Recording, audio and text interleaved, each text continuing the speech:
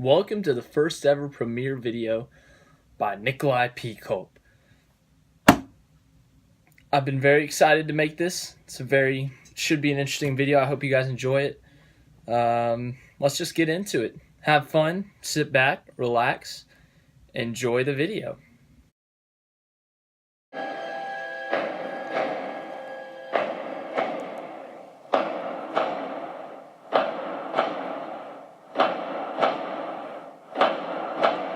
As we sit here waiting for the 2019 season to start, might as well keep on talking about 2018 while it's still current or in the trending or whatever you want to say for NASCAR. Banquet already happened, all the awards happened, all the fun stuff happened, but I'm going to go over the top 10 finishes of the year. This is my opinion, so obviously if you have a different opinion, different thoughts on it, you can put that in the comments. But yeah, let's just get right into this list.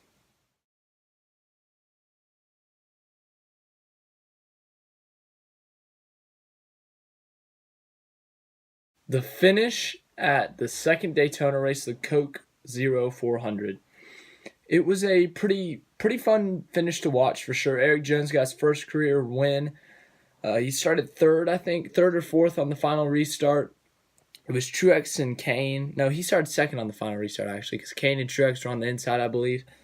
But Truex got out to a big jump, and then Kane got out there. So it was Truex and Kane, basically. It was a green-white, or 2 to go. Kane and Truex were out there 1 and 2. Everyone was like, it's going to be a battle between them two. And then Jones came up on the outside lane to make it 3 wide. And then it was the 2 lines, the mid-high versus the low line.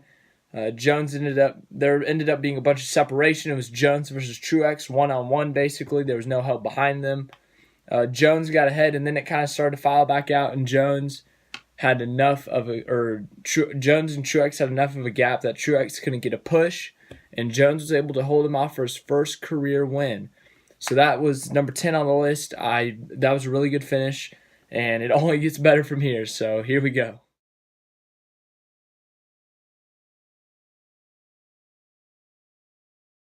At number 9, we have the Brickyard 400 finish. So it came down to I think it was an overtime finish once again. So once again, a late race caution, causing a restart with 2 to go or overtime. And Clint Bowyer was on the outside, Denny Hamlin was on the inside, Brad Keselowski was restarting to third.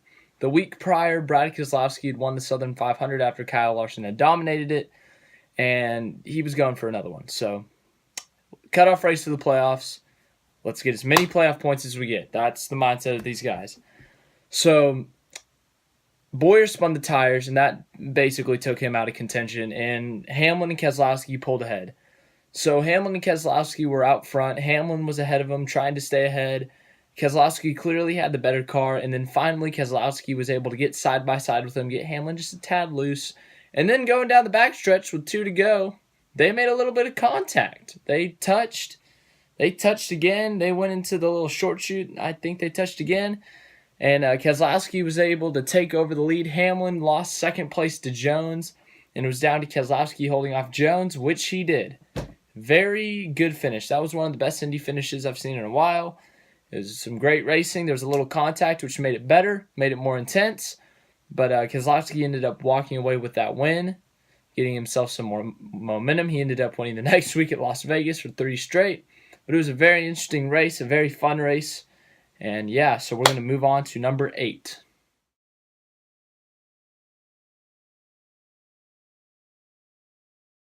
This one, it's not like it was a great, incredible finish like these last two. It was still a good finish, don't get me wrong, but it was just the meaning of it. That's what probably had the most effect on my personal belief on where this belongs on this list at number 8. But Joey Logano's championship win. So I think it was 15 to go. There was a restart with 20 or so to go, and Kyle Busch just got outran by Truex and Logano. Truex was ahead, Logano second, and then Truex a few weeks before made that "you're not going to win the war" comment. And so later, Logano is right there. He's got the faster car, obviously, not honestly, but they were both fast cars. Truex was trying to hold him off. It's for the championship. Truex was like, yeah, I'll do anything to win the championship, and then Logano just rocketed by him and won the championship with that move. So just the meaning of the move, that it was for the championship and how it went down, all the drama behind it, that kind of built up with it. So that's why I have it at number 8. Next 7 were all super good finishes. So yeah, these are definitely the most memorable of the season. So you should be very excited yeah, those really good ones.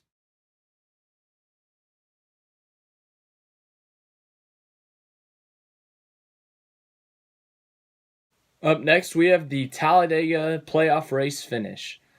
Talladega, it can be a chaotic track. It can have some chaotic things happen. It can have a 30-car wreck on the last lap, and someone who was in 10th could end up winning the race, and someone who's 20th could end up finishing second. It's that crazy. And this situation, it wasn't one of those, but it sure was an interesting one. So Stuart Haas Racing, Clint Boyer, Kevin Harvick, Eric Almirola, Kurt Busch, they'd all dominated the day. I can't remember which ones won the stages, but they dominated the day. They won all the stages, and they won the race. So they were running 1, 2, 3, 4. And Kurt Busch was leading, and there was a little question on fuel, on where everyone would be. And Kurt Busch was leading on the last lap. He had his teammates behind him. It was starting to get a little dicey. People were stepping out of line, trying to make things happen. And then there was a wreck, but they didn't throw a caution. It was fine. There was no real threat to be any issue getting around. So they decided to not throw the caution, and it went green. Kurt Busch is going down the backstretch, and he's leading still. He's still blocking. He's going for the lead. And in turns 3 and 4, coming off 3 and 4, he runs out of gas. He just runs out of gas, and his teammate Eric Almirola ends up going past him and holding off the rest of the peoples for the win. He ends up winning the race, advancing himself in the playoffs, and it was his first win since 2014 in July at a rain-shortened Daytona race when he was with Richard Petty Motorsports. So it had been over 4 years since he had got his first career win, and he gets his first full race-length win. And it was an interesting way to get one, but he definitely had a great season with Stuart Haas, and he really did impress me this year. He's got the drive, and he got to the round of 8. He was not able to get past there, but he had one heck of a season, and that's good for that team and good for him. So good for Eric Almirola. Moving on to number 6.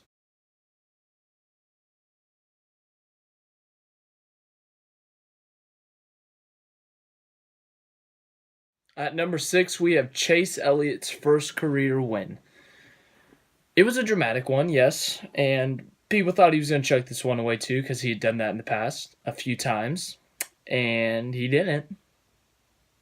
But for the details, here we go. So he was leading. He had been leading for a while. He led, I think, 50 laps in that race, 50 to 52 laps, something like that. But he was leading the majority of that last run. He led the whole last run, actually.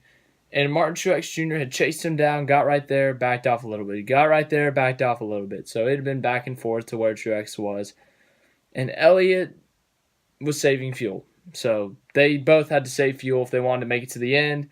And Elliott had to hold off Truex. And Kyle Busch had already had an issue prior to that with his fuel. His car wasn't able to get fuel.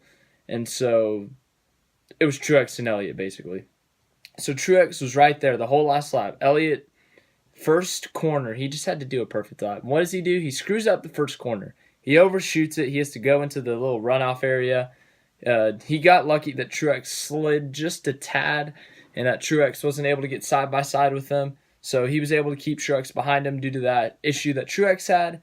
And Elliott basically stayed in front of him the whole last lap. And then going out of the carousel, Truex runs out of fuel. Elliott's able just to kind of get there, gets a victory. And then he runs out of fuel on the victory lap. Jimmy Johnson pushes him to the start-finish line for the celebration and all that fun stuff. And that's how Chase Elliott got his first career win. It was a really intense finish.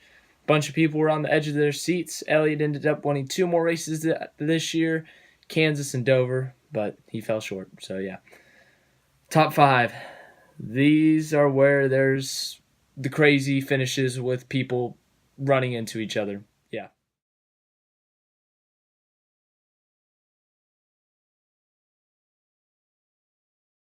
Number 5, New Hampshire. Whew, that was a pretty nice, fun New Hampshire race. I mean, there was instances where it was like, okay, it's New Hampshire, but the end was very, very fun to watch. It was Kevin Harvick. He clearly had the faster car than Kyle Busch. He got right to his bumper, gave him pushes every once in a while. Kyle Busch was like, I'm staying ahead of you, dude. I honestly thought Kyle Busch had it won. I didn't think Harvick was going to do anything. And then I think with like 4 or 5 to go, Harvick was like, I'm done messing with you. He just puts the bumper to the back of the 18 or to the side, like kind of like in the left to rear corner. And, Kyle Busch moved up the racetrack. Well, it was forced up the racetrack. Harvick passed him and took the win. And Kyle Busch was very sarcastic on the radio because Adam Stevens was like, yeah, go chase him down. You got this. And then Kyle Busch was like, yeah. No. Our car's not fast enough. We were holding him up. Come on, don't be dumb. So that was number 5. Number 4.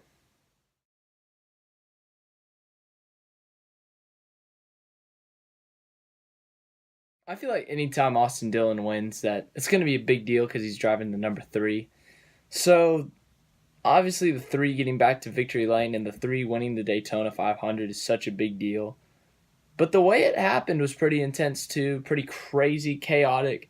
Almirola was leading. It was a late race caution, late restart. And Austin Dillon was back there. He was putting some pressure on, making some moves. He went down. Eric went down. Then Austin came up. He went up. And Eric went up, Dillon clipped him, and Almirola went into the wall. Dillon pulled ahead. He won. And you know who finished second? The 43 of Darrell Wallace Jr., Bubba Wallace. So the 3 got first, the 43 got second. NASCAR fans were going crazy. But definitely not just the meaning of it, but the crazy finish with Almirola wrecking on the last lap in the late pass in turn 3 by Austin Dillon. That was crazy. That's why it deserves to be number 4. And we are now into the top 3 of this list. I know you're excited. You've been waiting for these top 3 finishes.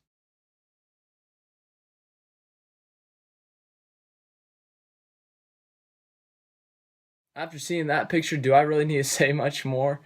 I mean, man, what a finish. Truex was chasing down Logano. He ended up passing him with 2 to go or on the white flag.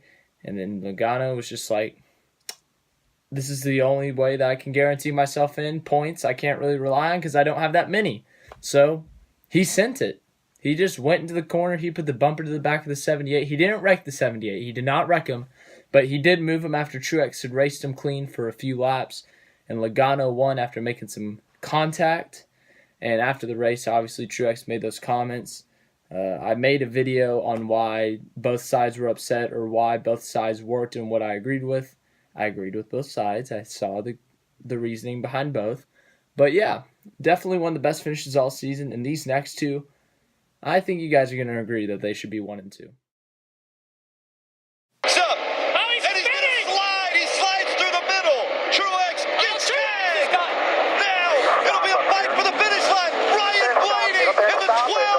First ever race at the Roval. Yeah, that's what's at number 2. That chaotic mess. When Jimmy Johnson was looking for his first win of the season, he was already 7 points to the good. He didn't need it, but he went for it. He took himself and Truex out, and Ryan Blaney snuck on by for the win. So what it did, it got Blaney into the next round, even though he was already in on points. Truex was already in on points, but he was still mad he didn't get the 5 extra playoff points and a win. Jimmy, he screwed himself, and Jimmy ended up not making it through because of that move, even though I understand the aggressiveness for a win. He hadn't won all season. So Jimmy Johnson coming out of that final turn in the oval part of the Roval and going into that hard braking zone into those final 2 corners, smoked the tires, took out Truex, took out himself. Blaney ended up winning, and Johnson missed it out by 1 point. Truex, he was upset, rightfully so. But yeah, definitely upsetting for the 78 and 48 teams, and the 12 was like, hey, thanks, guys. That means a lot. So yeah, that was that finish. Number 1. Yeah, this was an easy decision. Good job, trying to take the lead away. Good job.